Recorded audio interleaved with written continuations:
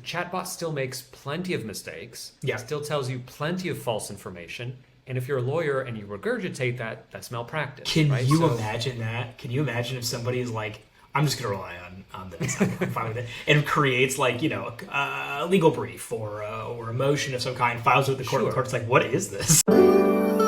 You've made it to Not Billable, the Lawtrades podcast that brings you bite-sized legal and business news updates, full event replays, and conversations with legal pros about what's going on behind the scenes every week. Hey everybody, I'm Warren Pellick from Lawtrades, back with another weekly news update. Joined as always by Matt Margolis. Matt, tell the good people how you doing? Living the dream, man. Every day. Every day, every week. I love it. I love it. So this week we've got a few interesting stories that we're covering. We're talking about the ChatGPT revolution, or is it a revolution? We'll be taking a look at some interesting billable hours lawsuit that's going on, and the kerfuffle around AI art, and who gets to say, what is stealing, what is not. Also, Sure. some smaller stories. We'll be taking a look at the family drama that is now kind of evolving out of Sam Bankman-Fried's, all his legal issues, and the legal issues surrounding Bored Ape, and what's really been going on with NFTs and celebrity endorsements. But let's start with ChatGPT. So Cool. It's very, very interesting development in the tech world. And just to kind of very quickly set the stage for people who aren't fully immersed in this.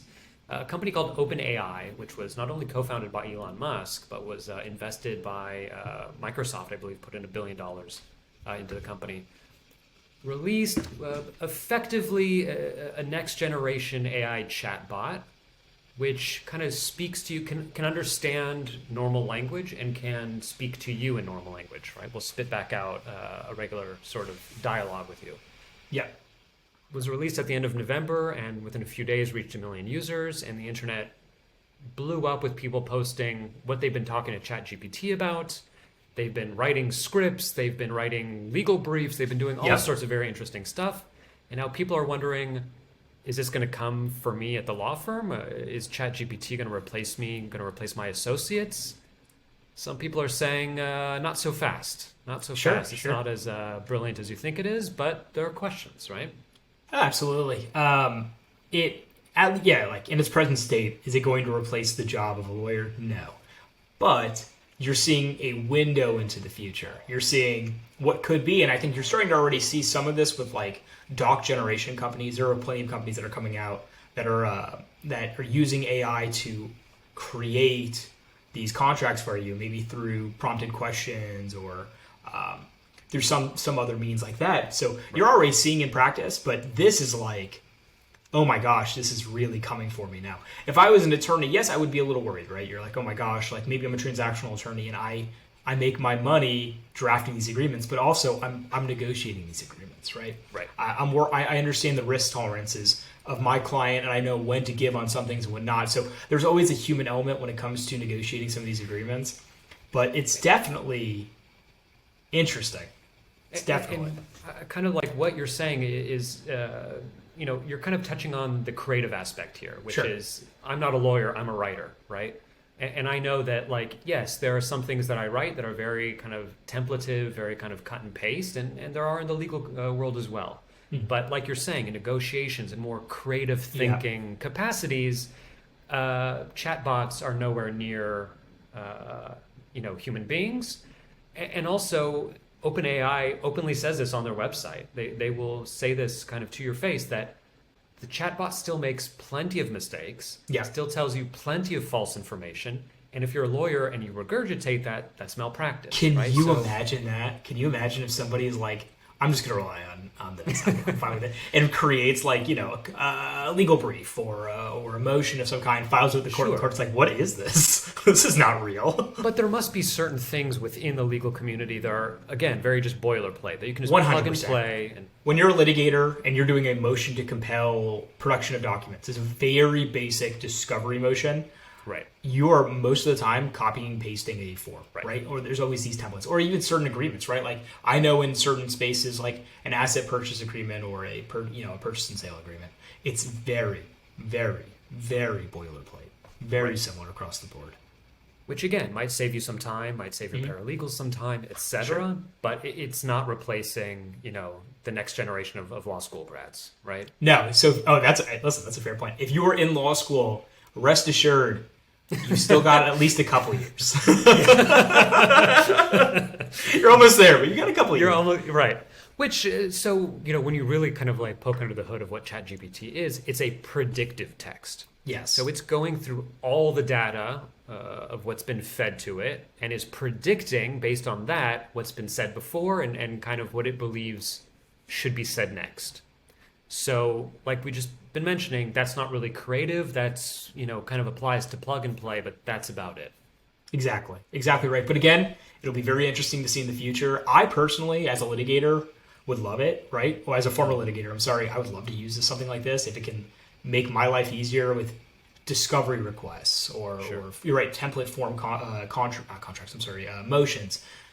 Life 1,000 times a year. So I welcome it. I embrace it. So it'll be interesting to see over the next couple of years what this turns into.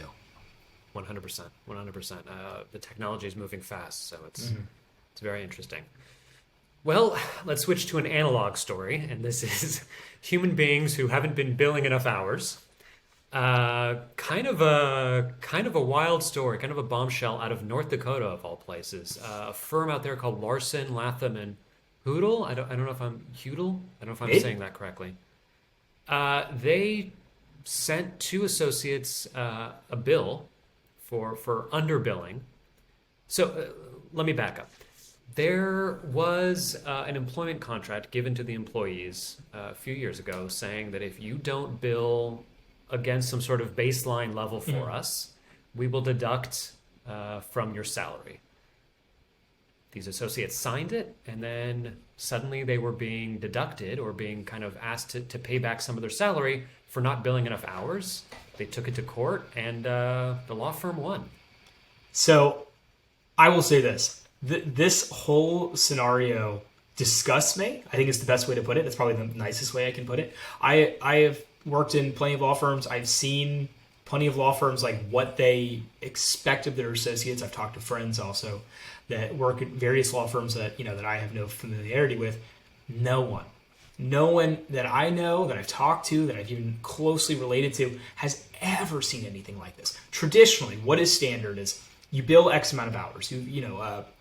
200 hours a month. That's maybe on the high end, but that's maybe what someone expects, right? If you don't bill those hours, you're probably going to talking to, right? Eventually, if you don't bill those hours for a set period of time, you probably don't get a bonus. If it's really low, you may not have a job. I think in this economy, that's obviously much more of a fact than not.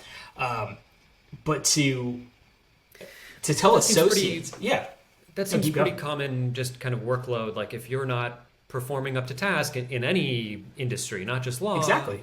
Of course. Now, there's a reason for it. So the reason for it is partners traditionally are the ones that bring in the work. If you're an associate, unless it's told to you in the beginning, right? Unless you're said, hey, you need to be a rainmaker. You need to bring in business, right? Unless that's told to an associate, the default is I am working for a partner or a group of partners on whatever they are bringing in. So that's where things get crazy. So if the work isn't there, you don't blame the associate. You blame the partner. And it's my understanding, at least, this is the argument, one of the arguments posed by the attorneys, is that this was in March of 2020, I think, when this all started to come in place, which we all know listening was the start of COVID. So if the work isn't there, you don't penalize the attorney. It just is what it is. So it's an unbelievable case. It is currently on appeal. And I don't know who's going to win, but I tell you what, if you're an associate, I think, Warren, we just talked about this. If you're an associate, look at your employment agreements. Take a look and see if this provision exists. I would assume not, but you can never be too careful, especially when we now know something like this exists and it's been publicized so heavily in Above the Law and certain other publications. Was this, do you think, like a test balloon in some sort of way for bigger law firms? Like, hey, what if you kind of slip? Can you imagine this? Like, you are an associate at XYZ super big law firm based out of New York. You are doing everything you're supposed to do. You are billing your hours. At least you're billing as much hours as you can because the work is a certain kind of practice area and maybe it's drying up. Sure. And you are called and told, not that maybe there's a reduction in salary like we saw in COVID, right? Like, hey, we're going to reduce everyone's salaries. No. You've already been paid the money. hey, you didn't bill enough. I know I didn't give you enough work, but you didn't bill enough. Present it, please. I would like that money back. That term, not billed enough.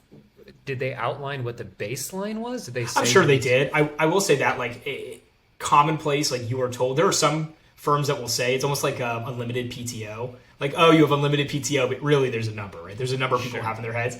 Even at firms that say there's not a billable hour requirement, there is a billable hour requirement. Maybe 150 hours a month. Maybe it's 200 hours a month. And if it's not hourly based, it's money based. Maybe you have to bill $10,000 a month. I mean, that's probably much more in tune with a partner that's revenue generating. Right. But more often than not, there is a number that is outlined at the very onset.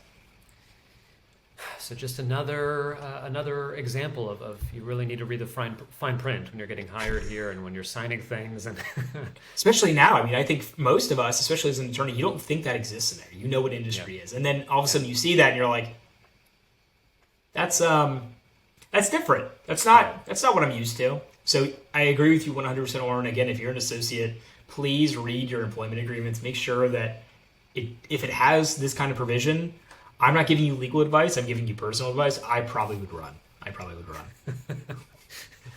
Good advice. Yes, sir. All right. Well, let's actually jump back over to AI for our last story, our last major story here. And that is a lot of people on Instagram and other social media platforms you might have seen have started kind of posting these AI-generated profile pictures of themselves. And it turns out that those AI generation programs were being trained on actual artists' art. Right? So let's say I'm an artist and I have a certain style and I've been painting for years and been posting my stuff to DeviantArt or Etsy or wherever.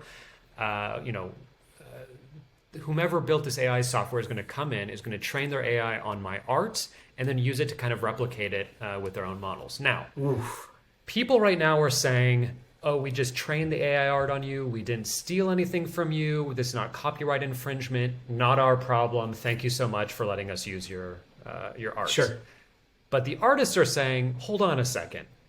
If I was Disney, if I was somebody else, if I was some large company and you were training your AI on my art, you bet you bet your ass that I'm going to come for you and say this is copyright infringement. So, it is a fascinating argument. I did not know that. So, I can't speak one way or another. That is fascinating because technically speaking, right, they're not using the art, right? Like it's not like I'm taking that art and saying it's my own artwork and putting it out there, but they are using it to create derivative for profit, right? Derivative versions utilizing somebody else's face. That is a fascinating scenario. It's once again, new technology creates blurry new questions in copyright law or any other law. I'm gonna say this, Oren. If you're listening and you're an IP attorney, can you weigh in on this? Shoot us an email, write us on social media. We would love an analysis and at least a thought as it relates to this, because personally, I'm not an intellectual property attorney, or it is not an attorney generally, even though sometimes you play one on TV. And we would love to hear it. So that's sorry to cut in there, Oren. I'd love the answer to that question. And I would actually ask an additional question, which is, let's say Nike releases some shoe. Sure. And I'm some smaller company, and I take the design of that shoe and I kind of, tweak it a little bit or kind of make some additions to it. Is that the same sort of issue as what the AI is like? The AI is being trained on your art. Is that the same sort of issue? That's a good question. So that's another question to ask. Like, is this akin to that kind of scenario where you're taking a product and you're altering it, changing it, and creating selling it for yourself? Fair enough. So I'd love to hear that. If you're an IP attorney, please feel free to give us a ring, shoot us an email, or drop a comment on social media. We'd love to hear that. But it is fascinating. There's the other aspect of this story as well, and it's kind of the privacy concerns of it. The privacy and also the ownership of your own face. I mean, people are submitting. I'll be straight up with everyone listening. I did it too, and submit pictures of your face. And it's my understanding that probably in the terms of service that they get this license to utilize your face. You're giving them the license, which they're probably doing the same thing. They're taking your face and they're training their AI on all these different faces that are put in there. I think Vokes, I think it terminates, or never Vokes, it terminates when you delete the app or you delete your account. That I'd have to look back at the terms of service. But that all being said, interesting questions. What did we agree to? Where is it going, and what rights remain after everything is terminated, after the app is deleted and the data is. Just to tie it back to what we were talking about a minute ago with the billable hours, it always pays to read the fine print and what are you getting as a trade-off here, right? Sure. You're getting a few AI-generated profile pictures, which they're is very fun cool for a few minutes. Very cool. Hold on, they're very cool. Even if they're very cool, they're very cool. If you're listening to this and you work there, they are very cool. One of these companies. But so cool that it's worth to trade off, some privacy matters. What are we trading off here? Always I think worth that's to trade the fair. fine print. I think that's entirely fair and very cool. Anyways, moving on to the next story. So let's take a look at some of the smaller stories here. Sam Bankman-Fried clearly still in the news, but a little bit less so are his parents, who are Joseph Bankman and Barbara Fried, who are, or formerly were, active professors at the Stanford Law School. Turns out that both of them have kind of disappeared from the next term, from teaching any classes at the next term at Stanford Law. I know that Joseph Bankman had a tax course that he was going to be teaching for the winter session. Tax course. That's not there anymore, yeah. I'm sure. Fried is nowhere to be found on the roster. And moreover, it appears that there's reports that both will be kind of financially wiped out because they will be paying for their son's legal fees as well. While he was, I don't know if you saw the news today. While this is all going on, while he was requested to speak in front of, I think, a congressional committee, I think he said he was like, "Hey, I'm overbooked." I'm overbooked. Hey, I'm sorry. I don't have the time to speak on the allegations against me of fraud and and all this, misuse of funds. So, what a situation to be in. Imagine that. Insane. Absolutely insane. So we're going to be following this, folks. If you're listening here, you'll be following this story probably for some bit. It's going to be our new Elon Musk bell. So stay tuned. And you can send this in anonymously, but if you're listening and you went to Stanford Law and you had either professor yourself, any stories you want to share, please. You can do so anonymously or what have you, but we'd love to hear them. Yeah, absolutely. Absolutely. Let's close out with our last story of the week of this newsletter, and that is, I don't know how many of you remember Bored Ape. Bored Ape was some the NFTs. Yeah, NFTs that's a it. year ago. They blew up. I remember Justin Bieber was a big part of it. Each one was, some cartoon image of an ape that sold for well over $1 million. It was an NFT at the height of the NFT craze last year. Gosh. Well, now the investors in Bored Ape's parent company, which is, I believe, Bored Ape Yacht Club or something like that, the investors are suing a whole raft of celebrities, and pun very much intended, that includes Paris Hilton, Madonna, Justin Bieber, etc. They're suing them for not disclosing that they were being paid, that they were being paid by the parent company for pumping up the value of these. The influencer crime. It is. We've talked about this in the past, I think, with Kim Kardashian, if you recall, and it's so funny. You have to disclose if you're getting paid for things. You have to disclose, if it's a sponsor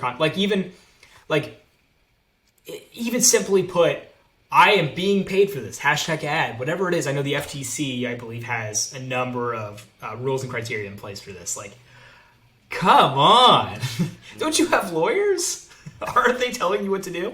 Again, these are allegations. Maybe they did disclose it, but based facially on what is being alleged, you would have to say, at that level, when you're constantly doing endorsements of things, at that level of celebrity, you have to follow these rules and regulations. You have to do it. Unbelievable. Right. And I'm sure the argument is just like with crypto, that this was a very lightly, if at all, regulated space, and maybe we didn't know what the regulations were. Maybe there wasn't any, law saying we have to disclose such things. Could be. I think we will. I don't know the argument. The only reason I say that is, it's a company, right? It's a company, has a product of some kind. Sure. But I agree with you. We don't know, and that's probably a decent, it's an argument being posed, right? You're right. Crypto is so unregulated. How would we know? And I'm sure we will look back in 10 years on, the bubble that was crypto and NFTs and say, wow, it was so unregulated. What a wild west that was. Can't wait. But we are now entering the phase of both crypto and NFTs where consequences are coming to the fore and regulations will start to be handed down and the space will be tightened. Oh, yeah. Listen, it needs to happen. It needs to happen. There needs to be regulation after, these news story after news story after news story after news story. Right. At least it keeps the podcast going, which is... And we thank them for that. So thank you so much. Jokes aside. Thank you, everyone, for listening. If you really enjoyed this podcast, I ask that you leave a comment or a review or whatever on whatever medium you're watching this on. Thanks again for being a listener. Oren and I appreciate it, and have a great rest of your week. Check us out also on LinkedIn and Twitter to keep up to speed with what we're doing. Catch you on the next one.